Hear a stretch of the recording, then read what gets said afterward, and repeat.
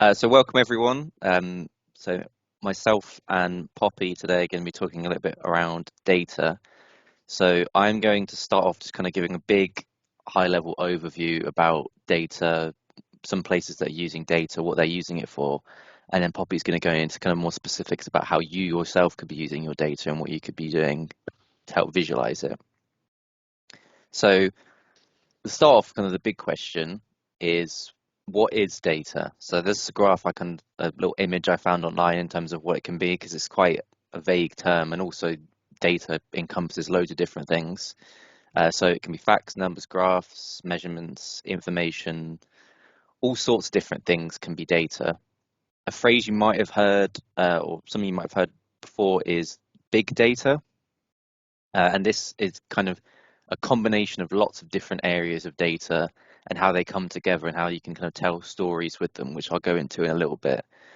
So lots of these different areas, anyone who uses phones, tablets, any sort of devices like that, social media, all these places collect data and have data for various different methods, and all of that kind of comes together to form the big data.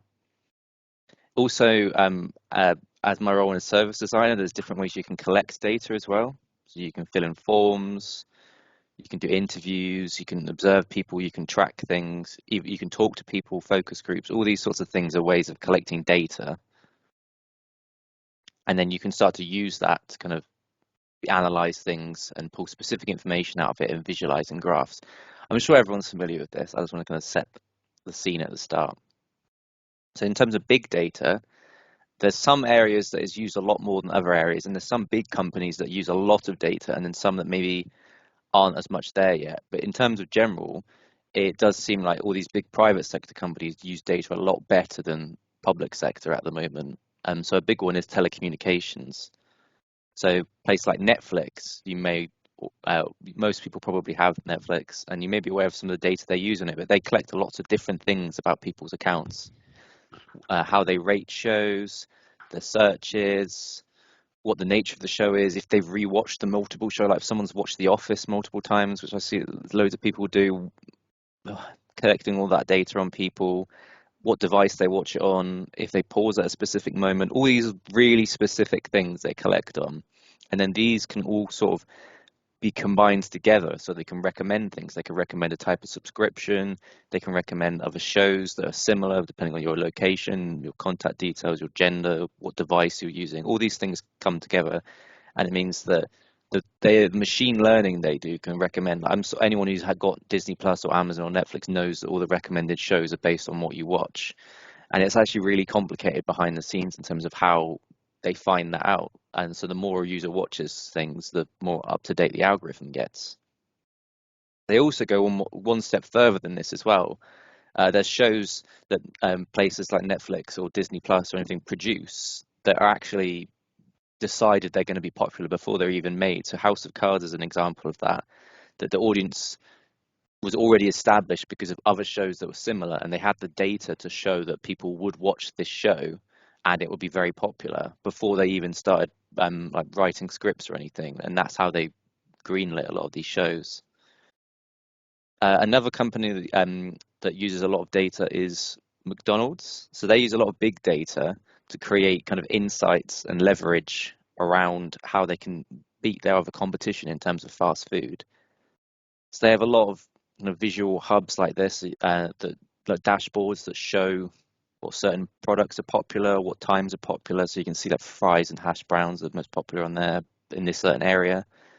And there's also some really interesting things that they do with the drive-through.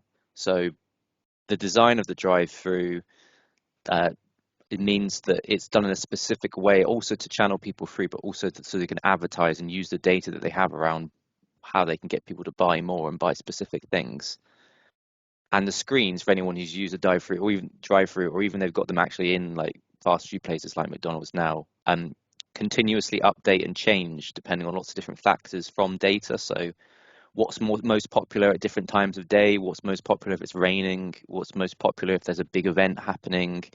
And they use this to, like, say, a McFlurry during a hot day, or a salad during January when people are thinking about being more healthy. And all this sort of stuff is done by data, and they collect it all and put it out in these really useful, crazy ways in terms of getting more sales and more marketing through that. So that's sort of real quick overview in terms of data and how people are using data in terms of the private sector. Now, Poppy's going to go over some things you can do specifically about how you can use data better.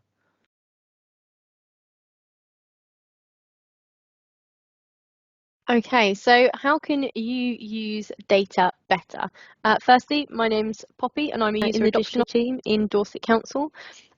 So firstly, you need to look at what you're collecting.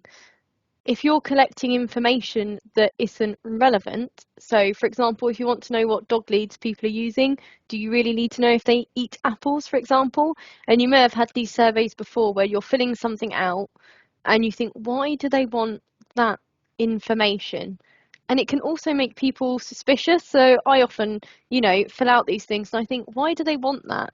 You start thinking, oh, no, they're asking you what your favourite sandwich is, for example. You think, great, I'm just going to receive a ton of advertising for specific sandwiches now. So really be aware of what you're collecting and filter out anything that's really irrelevant. It will also help you in the long run because people need to know why you're collecting that data and what it will be used for. That's a legal requirement. But you need to know why you're collecting the data and what it will be used for as well. Don't just think, oh yeah, we're just taking all this information, it's fine. Because once you get that data back, you're going to have to look through it. So in that example, I had lots of Lego bricks. You suddenly realise you didn't need all the yellow ones, but you collected it anyway because you just thought, oh yeah, I'll just collect that. And now you've got to filter them all out. And that's just extra work that you didn't need to do. So make sure that you're aware of why you're collecting it and what you're collecting for that purpose. You can also look at how you're collecting the data. So Sam obviously mentioned that there are various ways that you can collect data, whether it's by using a form or going out and talking to people. But what you have to try and remember is to be consistent in how you're doing that. So, for example, I've got two questions here. How are you and are you all right? How are you can lead to people, they can't just say yes or no to that question. I mean, they can, but it doesn't really inform much. But how are you is that type of question, that leading question where someone can come back with an answer that's not just yes or no. Whereas are you all right? Generally, it's a yes or no answer, perhaps a maybe. So when you're collecting that data, if you want consistent answers, if you want people, and I don't mean consistent as in everyone answers the same thing, but if you want to be able to look through what you're collecting easier and use it easier, make sure that however you're collecting it, you're using it consistently. You also need to be collecting it in a relevant way. So this is a great example that Sam found for me, where someone's asking why the speedometer in their car is stuck at 35, and then someone's saying to me, oh, it only collects speed data once a year. Which, if you're driving along, the last thing you need is to not have the relevant information in front of you. And that's similar here. If you're measuring progress, for example, then you would do it at different intervals. But if it's a fluid kind of process, if you're collecting that kind of fluid data, then you just need a consistent and constant means of getting that. So make sure that you're bringing it in that way. And we have a lot of tools at our disposition to do that. So we have Microsoft Forms and we also have Power Automate, which can help us to collect the data and automate how it's put in a different area. So how it's added to an Excel spreadsheet, for example, or different ways of doing it. And they also help us in terms of the visualizations, but I'll talk about Power BI slightly later when we go a bit more into the visualization side of things. We're not all necessarily tech geniuses, so we might not all be comfortable using Forms and Power Automate, but we have various digital champions, for example, in the council, or people that are experts. I see we've got a couple on the call today for things like this and how we can get that data into a format that's really efficient. organise your data from the start. So if you know exactly what you want to gain from the data, if there's specific insights that you want, not necessarily answers, because that's not why we collect data necessarily, to find solutions to specific answers, but if you need to know what everyone's favourite colour is, then the question that you ask is, what is your favourite colour? If you want to ask what someone's favourite colour out of a select few examples of colours is, then you ask that question and you make sure that it's a pick and choose option, not a type in your own option of a colour, because some people call colours very different things. Some people don't necessarily recognise colours. So, but if you organise it from the start, it's so much easier afterwards to keep it organised because you know where it's supposed to be going anyway. Once you've collected that data, you need to be able to visualise it in certain ways, and there are different ways of doing that. You can have it in tables on a spreadsheet. However, when you're sharing the data with other people, that's not necessarily the best way. So in this day and age where time matters so much to everyone, everyone's time is so precious, whether it's their work time or, you know, their personal time as well. It's so precious to everyone that having to look at a spreadsheet when all you want to do is view certain specific kind of trends, as it were, it's not the most efficient way of doing it. So you can look at graphs and any other visuals, but please remember, if you are using visuals, you have to make them accessible. So this example is a very inaccessible graph because not only does it doesn't have any titles or anything like that, which makes it pointless if you're sharing the data in that way.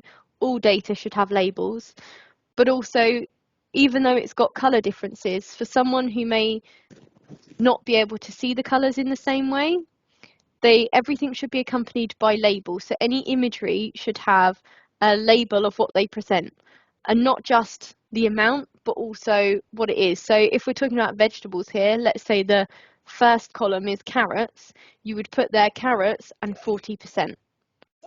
Always make sure that any visual representations are labelled in that way to make it accessible for everyone. You can also use storytelling for your data, and I think people are seeing how storytelling makes a big difference. So if you're presenting the data to a different audience, to maybe an audience that aren't necessarily interested in just the numbers, if you want them to engage, using storytelling is a really great way of doing that.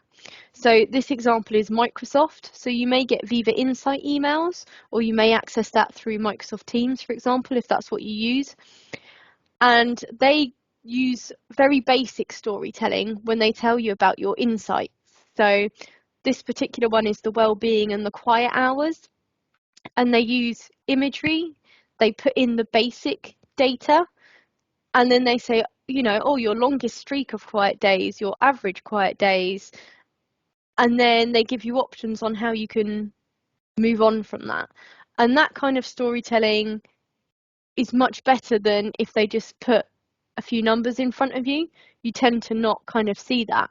I find the pie charts in the corner are much easier to see when my quiet time was maybe interrupted more than others and things like that. So storytelling is a great way of sharing data and using your data to have an impact as well. If you're sharing the data because that knowledge makes an impact, then the way you share it is very important. And use your data. Don't just collect it and then give yourself a pat on the back. Don't just kind of think, oh, we sent out this survey, 80% of people said they were happy, 20% said we need to improve, but you know what, we're just happy with 80% saying we were good, so we'll just leave it at that and not change a thing. That defeats the whole object of all that time that you took to build that survey, for example, all the time those that responded took to actually respond to the survey and give you your feedback. You just taking that and going, oh yeah, great, don't care any more than that. It just defeats that. You might as well not have sent that survey out. What you need to do is look at the trends. So you're always going to get some people that are happy with one thing and others that are not happy with the same thing, and that's fine. Things cancel each other out. But if you look at the trends of what people are maybe seeing needs improvement, then you can use that data to make those improvements, make changes to get better, so that next time perhaps you'll have 85% of people saying good, and then you can move it to 90 and 95, and maybe one day you'll get to 100% of people being really happy with that way of doing things, that service, etc. So always use the data that you're collecting. And finally, share the data. So obviously anonymize where required. Don't just send out everyone's names to everyone else and their email addresses and any personal data. But when you share the data wider, not only does it mean that those that have provided you with, the results, basically those that have responded to your, request for data, they can see what's happening. It's a much more transparent way of working. But if, for example, in Dorset Council, you share these kind of trends that you've seen, other people might see that and have a different insight. They might have a different perspective. And that can then lead to so many more opportunities as you go forward, because you're bringing in other people's ideas. You don't have to listen to everyone. There might be a few not so great ideas that come in, but you're allowing that kind of openness and transparency to have that impact on the data that you've collected, and you can then make a difference from there.